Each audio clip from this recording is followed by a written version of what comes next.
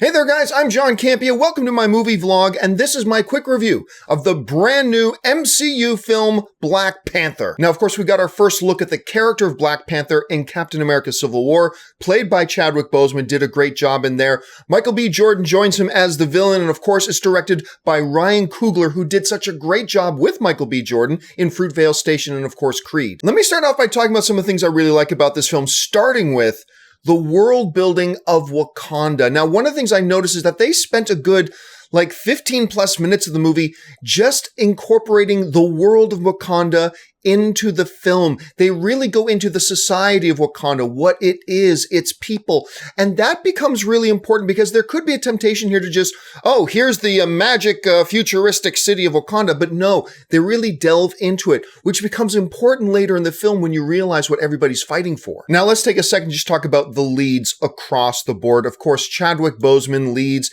the film as T'Challa, the Black Panther. What an incredible job he does. Now, of course, it goes without saying that a movie can really only go so far as its lead will carry it. And Chadwick Boseman as T'Challa, he just embodies all those qualities you want in T'Challa. The king, the warrior, the educated man, the philosopher, the man of wisdom, but also his father's son. Chadwick Boseman crushes this role. And here's the other really interesting thing about it too, and this is a minor point, but it really stands out to me. He's so good at this Wakandan accent that it actually throws me off a little bit when I'm seeing Chadwick Boseman in his straight American accent doing interviews. It completely throws me off. Then we gotta talk about the villain of the film, Killmonger, played by Michael B. Jordan. This is, head to head, the finest villain that the MCU has ever given us. Because aside from Loki, Michael B. Jordan's Killmonger is the first MCU villain that we've got that we actually feel an emotional sympathy for. We understand him. They give layers to the character. We get his motivation. And to some point, there's a lot of times in the movie where you'll be sitting in the audience and going, yeah, I can kind of see why he feels that way. And Michael Jordan, once again, working with Ryan Coogler as his director, brings something out in this character that really feels, number one, like a valid foil to T'Challa, the Black Panther, but also a really good narrative point. The character himself becomes a valid narrative point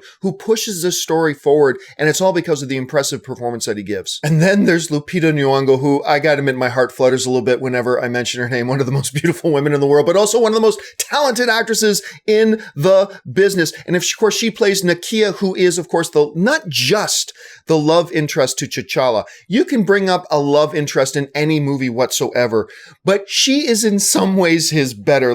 He fawns over her, and she plays with this strength and this grace that is so cool and becomes really an imperative part of the story. Now let me take a second and talk about two of my brand new favorite characters in the MCU, and they're smaller supporting characters in this movie, although they have a bigger role than just little cameos. But man, they absolutely blow it away. You start with Black Panther's little sister, Shuri, played wonderfully and with such charm in this movie by Letitia Wright.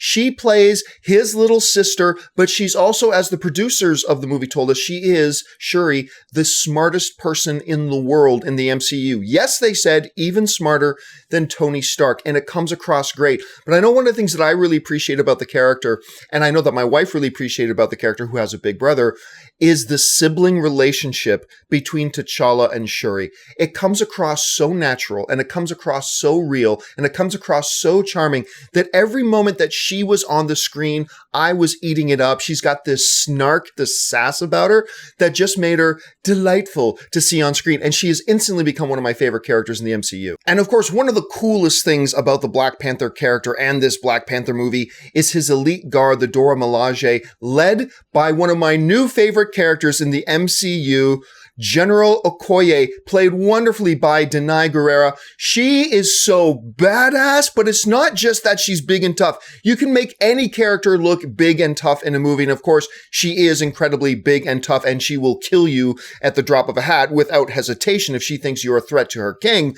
but she just comes across again, like Cersei, like this strong sass. She's like completely loyal to her king, but she's not afraid to talk back to him a little bit. And there's this wonderful chemistry that happens there as lead bodyguard and regal king that really works and just kind of elevates the material and makes the movie all that much better because of it. On the not so positive side of Black Panther, I will say this, even though overall there was a really good crisp pace to the movie, and I felt like the 2+ hours of the film really did fly by, there are a few pockets of time in the movie when it feels like the film just kind of gets sluggish. It feels like all of a sudden its wheels stop turning and they stop progressing the film to linger a little bit too much in a particular scene or linger a little bit too much on a particular story point, which, because of the really good pace of the rest of the film, felt a little bit jarring, and I feel like they could have smoothed that out better. Also, I'll say this, while the action in the film is certainly a strength of the film, there are times in this movie, particularly in one of the opening action shots that we see in the trailer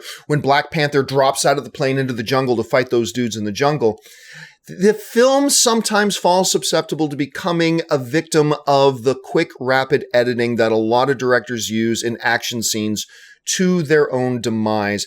There are times in Black Panther when the action's happening that you have a very difficult time as an audience member following the action because of some overly rapid edits, a little bit of unstable camera. It is certainly not the worst example I've ever seen, and there are certainly many action sequences that don't fall prey to that, but there are certain action sequences that I just sat there going, man, I bet this action's amazing. It sounds like it's amazing, but I can't really see what's going on. But beyond the good and the bad of the film, there is the overriding story of the film, which ultimately, even though, yes, there are some great performances, even though, yes, they did this great job world building with Wakanda, at the heart of it is a great story with several branches.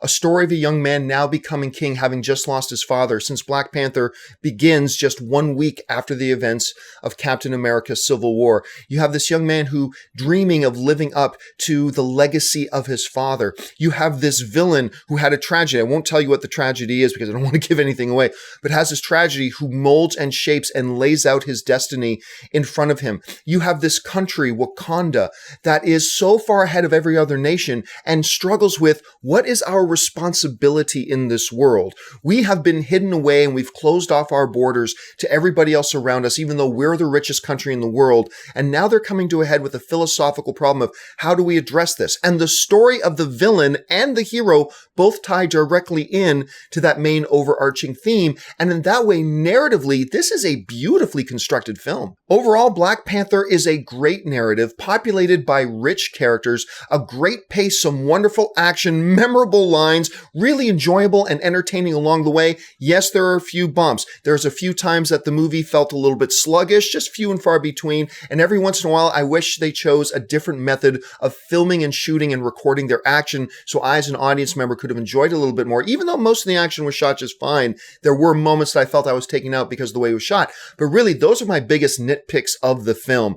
Black Panther is my favorite MCU movie since Captain America Civil War, and I think there were 4 or 5 other films that have come out since then. It is a great addition to the MCU, and what a way to lead into Avengers Infinity War. But the big question here is, guys, what are your expectations of Black Panther? Are the things I said pretty much falling in line with what you thought? Am I surprising you a little bit with what I'm saying? Jump down to the comments section below and let me know what you think. Listen, guys, while you're here, why don't you take a second, click on that subscribe button, become a subscriber to my YouTube channel. Make sure you click the thumbs up, share this video around, and you can follow me at John Campea on social media. That'll do it for me, guys. Thanks so much for joining me. My name's John Campea, and until my next video, bye-bye.